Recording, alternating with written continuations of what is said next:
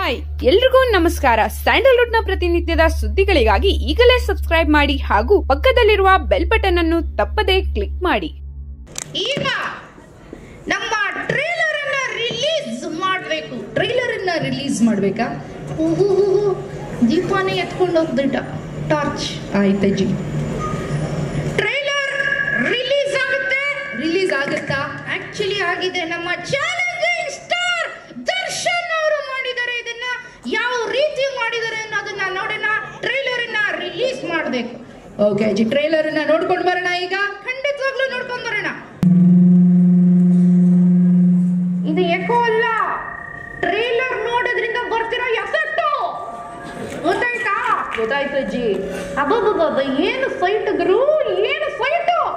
ಆದ್ರೆ ಒಂದೇ ಒಂದು ಸಜೆಷನ್ ಕೊಡ್ಬೇಕಾ? ಏನ್ ಸಜೆಷನ್ ಕೊಡ್ಬೇಕಜ್ಜಿ? ಯಾವಾಗ್ಲೂ ಆ ಚೈತ್ರ ರೆಡ್ಡಿನ ಮಾತ್ರ ಕರ್ಕೊಂಡು ಹೋಗ್ಬೇಡಪ್ಪ. ಚೈತ್ರ ರೆಡ್ಡಿನ ಎಷ್ಟು ಬಿಲ್ಡಪ್ ಎಲ್ಲ ಕೊಟ್ಟಿದ್ದಾರೆ ಅವರು.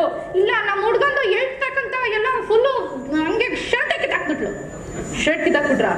ಅದಕ್ಕೆ ಅವ್ರನ್ನ ಮಾತ್ರ ಕರ್ಕೊಂಡು ಹೋಗ್ಬೇಡಿ. 8 ಪ್ಯಾಕ್ ತೋರ್ಸೋದಕ್ಕೆ ಶರ್ಟ್ ತೆಗೆದುಬಿಡ್ತಾರೆ. ಆಯ್ತಜ್ಜಿ, ಅವ್ರನ್ನ ಕರ್ಕೊಂಡು ಹೋಗೋದು ಬೇಡ. ಟ್ರೈಲರ್ ಇಷ್ಟ ಆಯ್ತಾ? ಚೆನ್ನಾಗಿತ್ತಾ? ಏನ್ ಇಷ್ಟ ಆಯ್ತು ಅದರಲ್ಲಿ?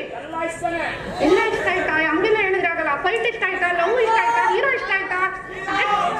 ಹೀರೋ ಆಕ್ಷನ್ ಫೈಟ್ ಜೆಸಿಬಿ ಯಾರು ಇಷ್ಟ ಆಯ್ತು ಇದು?